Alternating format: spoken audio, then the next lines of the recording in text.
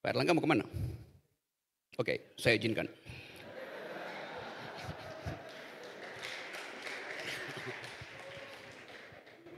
Selanjutnya tentu kita mendengarkan penjelasan atau kritik dari, jadi kalau dari Bang Rocky Gerung ini jangan berharap yang manis-manis, Pak. Kan? Dari beliau ini pasti soal akal sehat. Jadi dipersilakan Bang Rocky. Oke, terima kasih diundang. Dan ini partai nekat nih. Tapi saya senang karena ini saya pakai kaos kuning.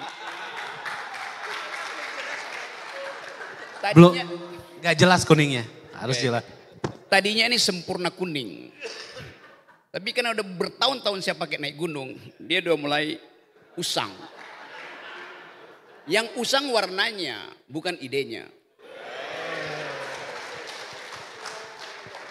Suatu waktu Erwin ajak saya diskusi tentang ide untuk menghasilkan gagasan dasar dari sebuah partai yang tumbuh di era ideologi itu.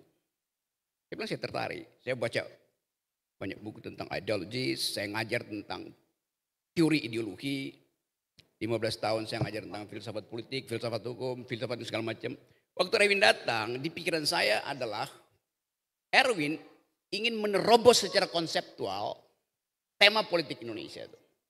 Menerobos secara konseptual. Dan untuk menerobos secara konseptual diperlukan kemampuan intelektual. Jadi waktu Erwin sodorkan buku itu, saya bilang oke, saya anggap bahwa ini satu peristiwa yang disediakan oleh sejarah sehingga Golkar bisa regain the past itu. Golkar didirikan secara intelektual, secara konseptual, dan itu yang sebetulnya membuat Golkar bertahan. Golkar tidak bertahan karena kecantikan dan kewangian caleg-calegnya. Walaupun saya lebih banyak berteman dengan perempuan kader Golkar daripada yang laki-laki itu. Karena wangi pikiran. Dan di ruangan ini seluruh jenis UD toilet, IDT itu, wangian ada di sini. Surplus parfum ada di Golkar. Tapi sekaligus kita melihat wanginya pikiran Golkar yang tidak kita temukan di dalam perdebatan talk show tentang politik. Jadi waktu, coba lihat coba. Ini juga saya baru lihat covernya ini, itu jalan tengah, kuning, kiri kanannya hijau dan merah itu. Oke. Coba saya ulas dulu ya Pak Erlangga. Kuning itu warna otak yang sedang berpikir. Kalau Anda scan otakmu, kalau lagi berpikir, dia berubah menjadi kuning. Kalau Anda sedang mengeluarkan pikiran, otak kita jadi warna kuning. Merah itu lagi mengeluarkan kemarahan pasti.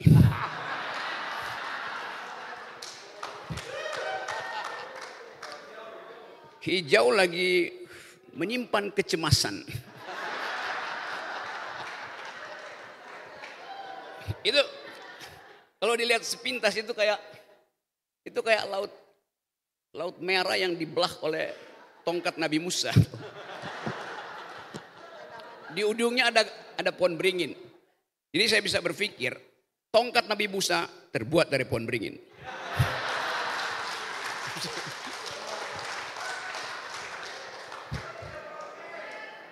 Apa? Saya balik pada situasi politik dulu tuh, Pak Erlangga. Satu waktu ada sebuah peristiwa, mungkin setahun lalu dalam sebuah pesta yang semi private. Saya duduk di samping Pak Prabowo. Mulai ngomong tentang politik. Lalu terlibatlah upaya untuk membicarakan masa depan itu. Saya bilang begini pada Pak Prabowo. Pak, menurut saya yang pantas mendampingi Anda itu adalah Erlangga Hartarto. Saya terangkan serius. Kenapa?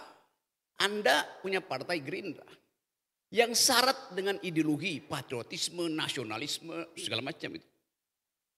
Anda kekurangan kapasitas teknokratis. Golkar berlebih teknokratnya di situ. Jadi saya ucapkan itu sebelum Pak Prabowo memilih Gibran. Bukan memilih, dipilihkan supaya memilih Gibran. Jadi sekali lagi, secara objektif, bahkan secara pragmatis, Golkar itu surplus pikiran, surplus teknokrasi itu. Dan yang kita perlukan hari-hari ini adalah teknokrasi, kemampuan untuk mengucapkan masa depan dengan gagasan yang kuat dan dengan proporsi yang tepat. Itu dasarnya. Yang disebut sebagai jalan tengah. Kan itu konsepnya. Di dalam upaya untuk menghasilkan itu, ya sejarah menunda untuk menghasilkan pilihan yang baik. Sehingga Golkar akhirnya masuk dalam pilihan yang paling minimalis. Yaitu bersekutu dengan seseorang yang bukan berbasis pada, itu ada tulisannya apa tuh? Executive Education Program for Young Political Leaders. Golkar akhirnya tidak menerima political leader, tapi menerima political dealer. Bukan hasil leadership, hasil dealership. Tapi itu adalah sejarah faktual kita tuh. Saya tahu banyak hati yang meragukan arah Indonesia. Kalau yang akan memimpin sampai 2029 nanti adalah seorang yang dihasilkan oleh dealership, bukan leadership. Saya mau terus terang. Tapi masih ada kesempatan, ini batch ke-15, mungkin batch ke-16, anak muda itu disuruh ikut program Golkar. Suruh masuk kelas itu. Itu pentingnya satu institusi dibentuk. Bukan tentang siapa yang mau memimpin Indonesia, tapi siapa yang mau belajar memimpin Indonesia. Kan memimpin itu perlu kaderisasi itu. Dan di dalam kaderisasi itu kita isi value bangsa ini. Tadi Mbak Wiwi mengucapkan dengan baik bahwa value bangsa ini adalah kemajemukan. Tetapi betul tadi Bung Karno menganggap kemajemukan itu bisa membatalkan persatuan. Karena itu Bung Karno menginginkan satu partai yang menjadi semacam mewakili seluruh golongan. Lalu diterimlah Golkar. Walaupun sebelumnya ide Bung Karno itu didahului oleh proposal Muhammad Hatta kalau saya nggak salah. Yang judulnya Maklumat Nomor X. Untuk membuka partisipasi politik karena Indonesia belum merdeka. Untuk memperlihatkan pada dunia luar bahwa Indonesia itu demokratis karena ada banyak partai. Dan Bung Hatta sebagai orang yang pernah belajar di Eropa mengerti bahwa demokrasi hanya disebut demokrasi kalau ada multi partai. Itu dasarnya kenapa Bung Hatta mengeluarkan maklumat pendirian partai politik yang akhirnya ikut dalam kompetisi 1955. Itu yang kita punya. Lalu tiba pada era Pak Harto. Pak Harto mungkin merasa ini banyak cawe-cawe nih partai-partai itu. Lalu Pak Harto sederhanakan. Jadi dua kekuatan politik dan satu Golkar. Pak Harto melakukan itu demi efisiensi stabilitas untuk memastikan bahwa goncangan politik tidak boleh mengganggu pembangunan ekonomi. Logikanya begitu. Golkar ada di situ. Dan pada waktu itu saya masih mahasiswa. Setiap hari kita kritik termasuk Pak Akbar Tanjung. Bahwa Golkar itu peralatan dari militer. Semua mahasiswa dengan bangga mengatakan Golkar adalah peralatan dari militer. Sipil yang dikendalikan oleh militer. Tapi kita bisa penuhi keterangan itu dengan menganggap bahwa pada waktu itu kekuasaan tentara memang in optima forma. Sehingga bagi Pak Harto ya udah stabilitas dinomorsatukan. Walaupun triloginya adalah stabilitas, pemerataan dan apa satu lagi itu pertumbuhan ekonomi diputar-putar.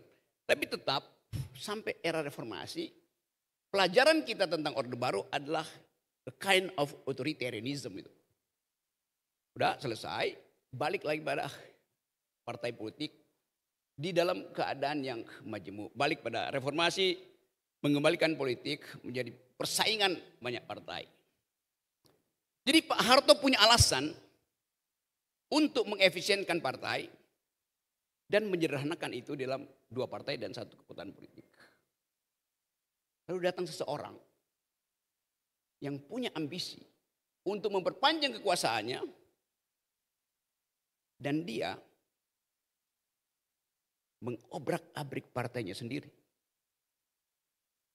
Jadi kita belajar dari political ethics.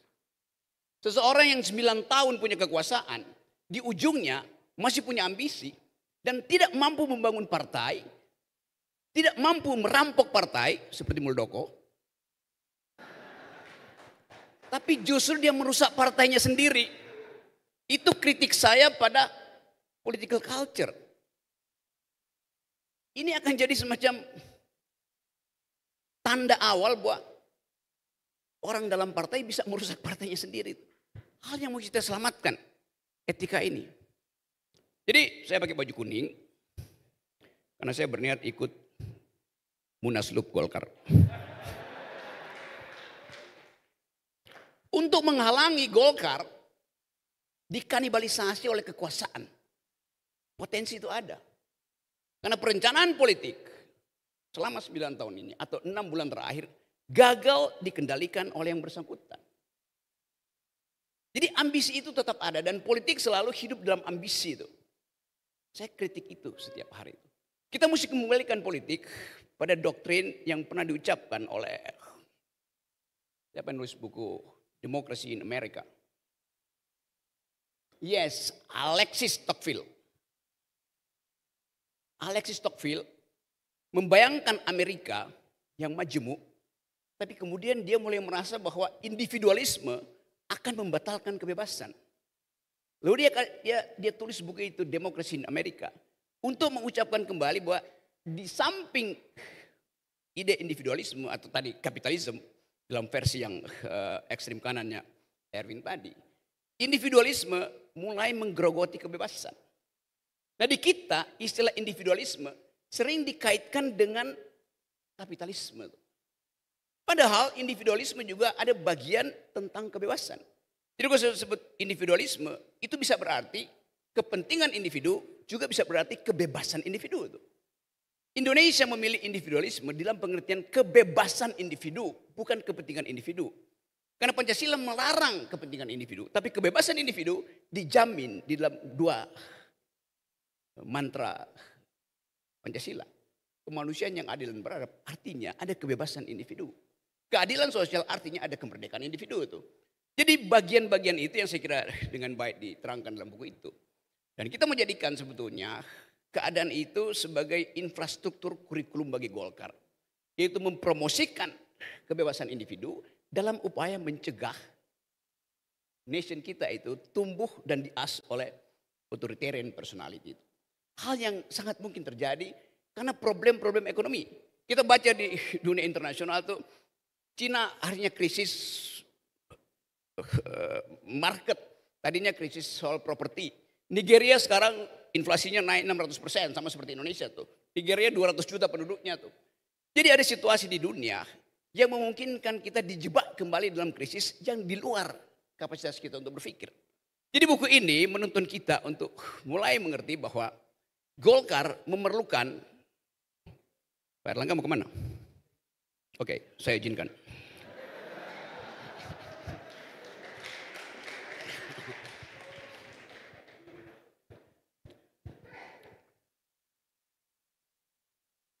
Jadi buku ini jadi semacam tuntunan akademis, tuntunan intelektual untuk memulai kaderisasi di Golkar. Karena 2029 orang akan bertengkar dengan kapasitas berpikir. Itu pentingnya saya mau sampaikan hari ini bahwa buku ini menjadi bukti bahwa Golkar harus tumbuh dengan mengunyah pikiran. Bukan sekedar mengunyah makan siang, apalagi yang gratis.